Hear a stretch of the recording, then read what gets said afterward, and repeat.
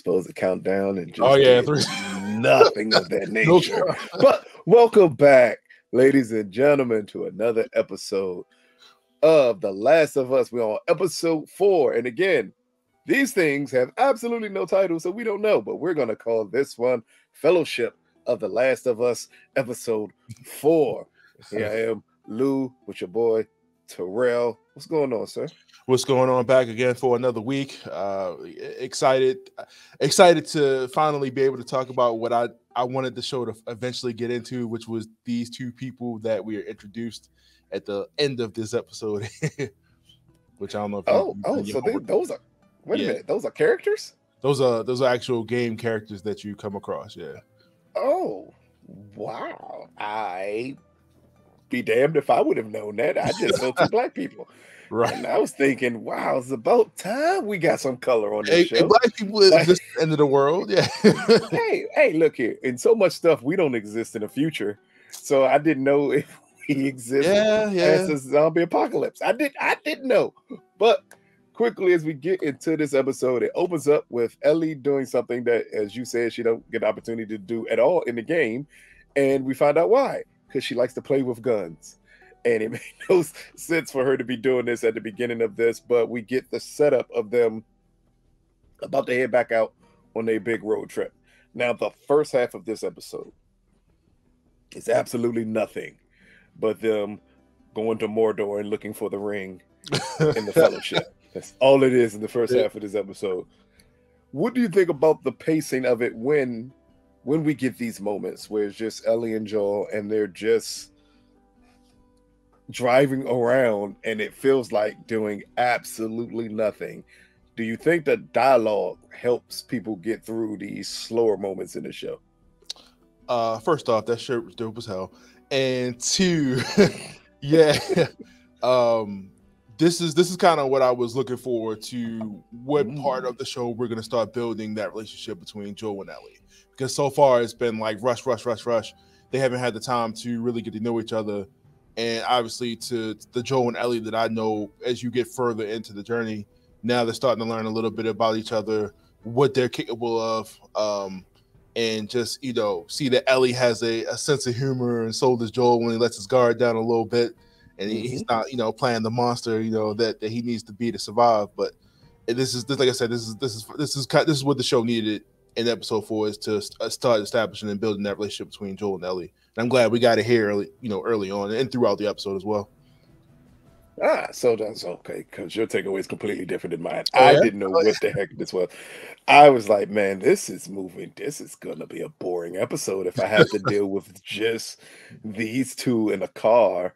But Right. then we did get to the point where the road was blocked and he had to go around. It was kind of a setup for, I knew something was going to happen. I just didn't expect it to be what happens.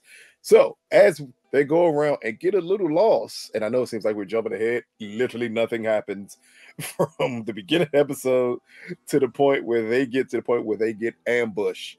Now, this is our first time, I want to say, besides the people in the QC, really seeing humans interact outside of the zone and basically just look like they are just fighting to survive here. Is this something that you experience a lot on the game? Yeah, because I think this is a great element to add into the show. Yeah, this is where you start to get to see what the other side of the world is looking like. People that are holding down territories outside of the QZ, and this is pretty much what the what do they call it in the last episode? Like the raiders.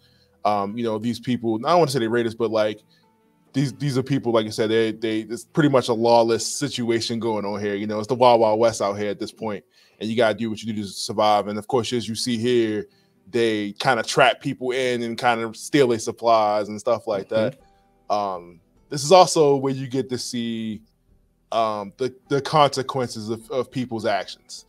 And like I said, it's being two sides to every story. What Joel does to this person affects this person, and now they're mad. And essentially, like I said, the Walking Dead. They kill this person or they take this person out, and now this other cat is pissed off and they want to come after them, but they just doing what they got to do to survive. And as you get a lot, like I said before, you get a lot of Joel and Ellie moments where Joel is the lens into the past for Ellie, into a world that she has no clue about because she didn't exist prior to cell phones and stuff like that working. So you get a lot of exchanges and stories, and you also get an experience of how Ellie is, like how she was raised almost kind of military to kind of already know how to survive certain things. Like, and when they have the scene where she's in the bathroom with the gun, and you see how she's like cleaning it up, and she's learning how to use it, making sure stuff like that. You can clearly tell that she's had some training somewhere prior into whatever school that she was in prior to going out into the world. But like I said, this is your first time getting to see these other encampments of people who always seem to want to kill you for whatever reason. There's never a trusting situation, man. And in these worlds, at the end of the world, you just can't trust nobody. It clearly reminded me, even from when we see Joel as he's looking past the bridge, past the truck that's broken down in front of him. All this reminded me of was Book of Eli. I said, "Oh, I know this. Like, I know this. I know this setup. I know this lawless world. I've seen this on screen before." But here we get a different spin on it.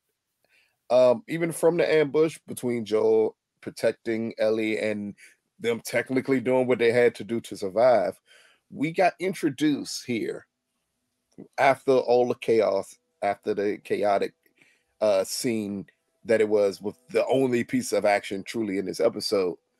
We get introduced to Kathleen, who is it was brought up that she's a completely new character. Yes, she does not exist. No one who exists in the game, but this is a pivotal character supposedly for this show. So what do you think, one, about the introduction of Kathleen, and what did you think about them adding a character? And clearly it's for story purposes that they're going to add this character, but what do you think, as someone who your main purpose of watching this show is because of your love for the game, that here we're starting to get even a bigger change from the minor things you already talked about by introducing a new character? Yeah, it took me a second. I'm like, Kathleen, I had to jog the old memory bank like this. I'm like, okay, no, she's completely new. And off the top, she has some trust issues that she needs to deal with. Because apparently, she whoever this guy was that she killed, apparently, killed her brother or whatever the story was there. We'll never know now.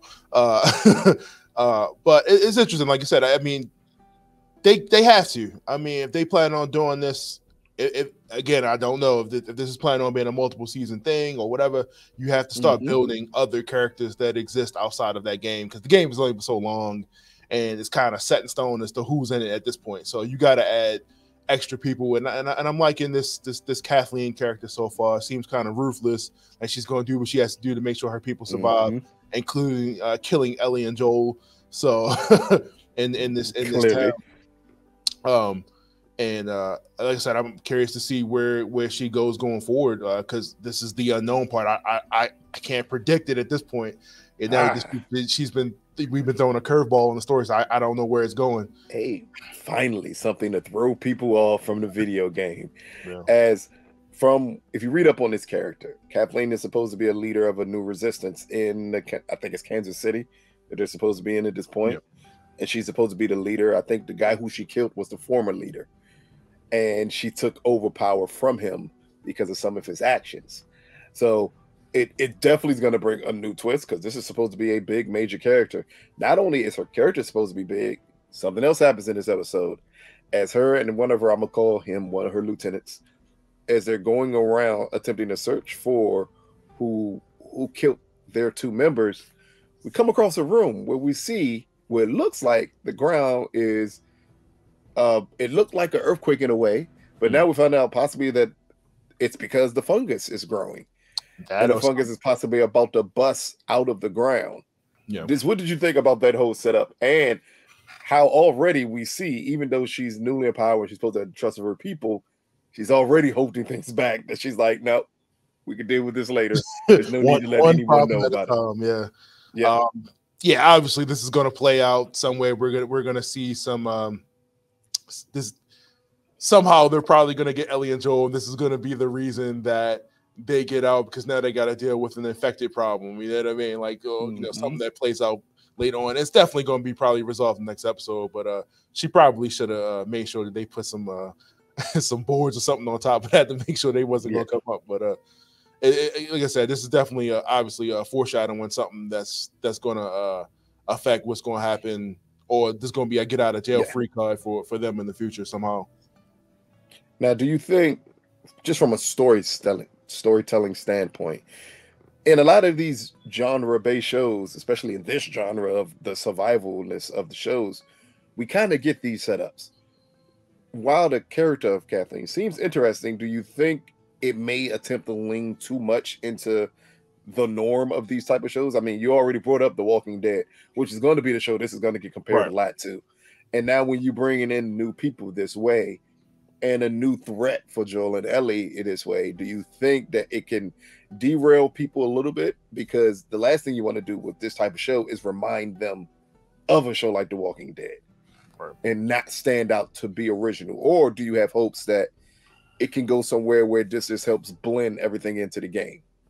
I'm hoping that it has a standout moment, because so far I'm just getting Kathleen is the governor of this town, is it, and Walking Dead, and this is going to be somebody they're going to have to somehow take out or whatever, or be parlay with to make friends to continue on the journey. But so far it's like you said, it's just given just kind of repeats of other shows and other stuff that we've seen already. But like I said, I won't know until we actually get into the next episode and whether or not it's going to be the same trope or we're going to actually get something new, because it's The Last of Us. The Last of Us is supposed to stand out because it's not zombies.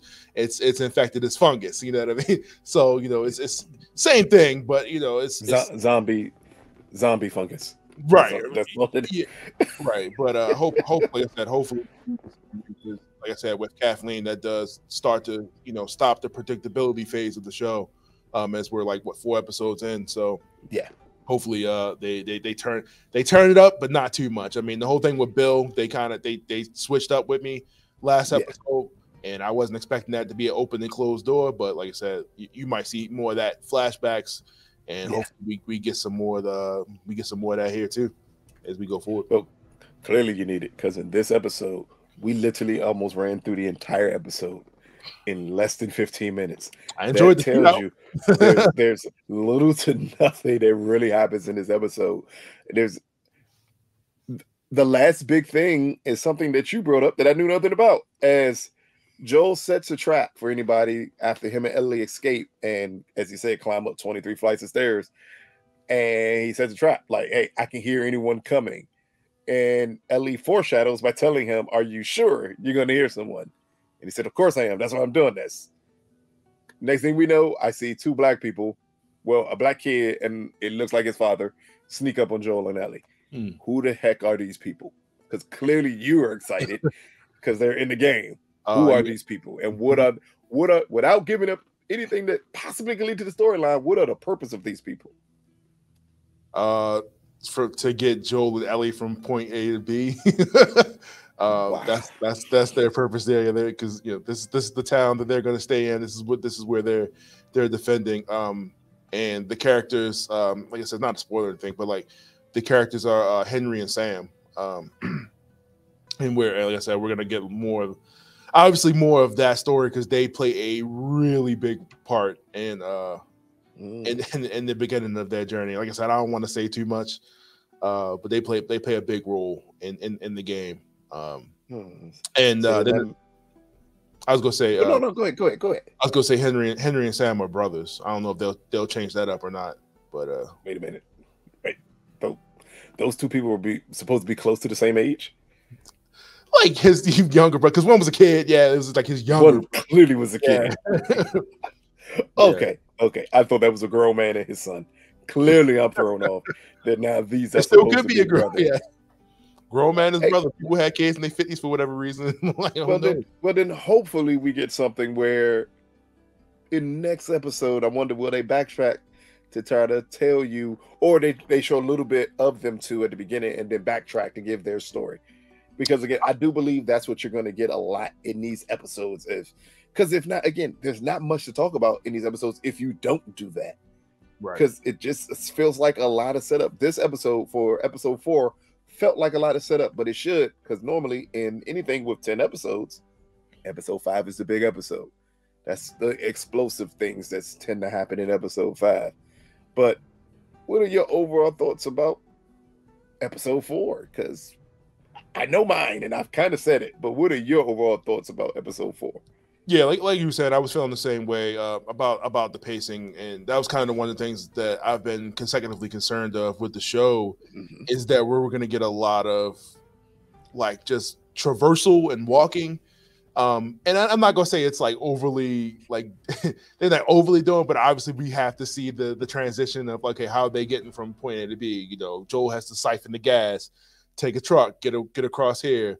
And you know, like I said, within those moments, they establish, you know, the relationship and have a reason for Joel to start trusting Ellie more, which I do appreciate. And that's something that you got to take time, because you know these episodes just being completely random in time. You know, you don't know if you're gonna get a 40-minute episode or you're gonna get a 90-minute episode. Jesus, right. Yes. But like you said, like, you know, just they're gonna need to use the backstories to establish, and I think that's what we're gonna get next week with the two characters that were introduced. They're probably just gonna jump right into it, into a backstory with them, but not even explain that we went to a backstory. Because that's something that they do not go into detail about. All we know is the present of those characters, not the past. So they never show anything beforehand with certain characters like they've been doing in that last episode. But overall, I knew that whole gun thing was going to come back into play. I didn't think it was going to be so soon with Ellie, and you know, her having to shoot somebody in the back, and Joel having her not be the one to take the dude's life, not, you know, put that on her because she's young. He feels like, you know, he's doing something by taking that burden away from her, but she's like, look, I've already kind of been through this already. This ain't my first time. So yeah. But I definitely, like I said, like just like to see more of them building that, so we can actually care about these two characters that are going on this journey together, and not two strangers that don't trust each other. Well, Joel kind of set that up in a car ride when he talked about family, and she said, "You don't see me as family?" He said, "No, you're cargo." Like he kind of sets up. The last thing I'll bring up in this episode, and I just want to know, did you weigh this as an important thing, or is it something that you don't feel is a need to go into yet? Which is Joel talking about Tommy and the person that Tommy is, and the reason Tommy's in the situation he's in now, that Joel feels he has to go rescue him. Is that something that is explored in the game, so we should pay more attention to it? Or do you think this is just a little bit of preposition to give us of this character until we see Tommy again? No, they definitely get into a lot about Tommy, because like you said, he was a Firefly. He was in, you know, different factions and stuff like that. And obviously, like I said, 20 years, you know, you can imagine a lot has happened between Joel and Tommy here. But no, they do talk about it, and half the goals game is to try to find Tommy, because he's the one that provides you some help that you need later in the game. So I'm hoping to see this now too, that, you know, because I think they're traveling, like, I'm not gonna say to where, because that might be a spoiler, but like they're traveling somewhere to get to Tommy, and they do eventually find them, but like stuff happens. So I'm not going to get into that. So I am glad that they talk about that early on, about where Tommy is, because we don't see him since episode 1. They just Gabriel Luna had his little 5-10 minute appearance, and then we don't see him again. So I'm hoping that he gets more time in episodes to come. Oh, okay. Yeah, because again, I was thrown off. I did understand the conversation. Sounds like Tommy's a crew hopper, or someone who feels the need to be a hero, and that's the way Joel portrays him to be. So this kind of throws the audience off, because again, all we getting is a slight conversation mentioning his name, without really seeing yet anything that Tommy has done, or wondering, will we get to see what Tommy has done before they actually get to Tommy? Right. Like, I think that would have been the interesting part of the story, if you would have, hey, let's show Joel and Ellie, and then let's show what Tommy's doing, instead of leaving it as a surprise when we get there to find out what's going on with Tommy. But again, this has been another episode of The Last of Us. I know this is shorter than the other ones. The reason why, nothing happens in this episode. Absolutely nothing. Absolutely nothing happens in half of this episode. There was some cool action scenes that I enjoyed. I enjoyed the tussle, the shootout, because that, like I said, that is something that you do a lot of in the game, where you gotta go past this enemy encampment. There's no way through other than, so you got to shoot everybody. You got to, and then get out of there. So make a lot of enemies. Denzel Washington. If they had a blind Denzel Washington, they'd have easily got out of this situation. Like, he killed an entire town and he couldn't see. So that's what they need. They just need Book of Eli to come out. If they had Book of Eli, Denzel, wasn't it magic in that movie? No, it was the Bible. They were killing people for the Bible.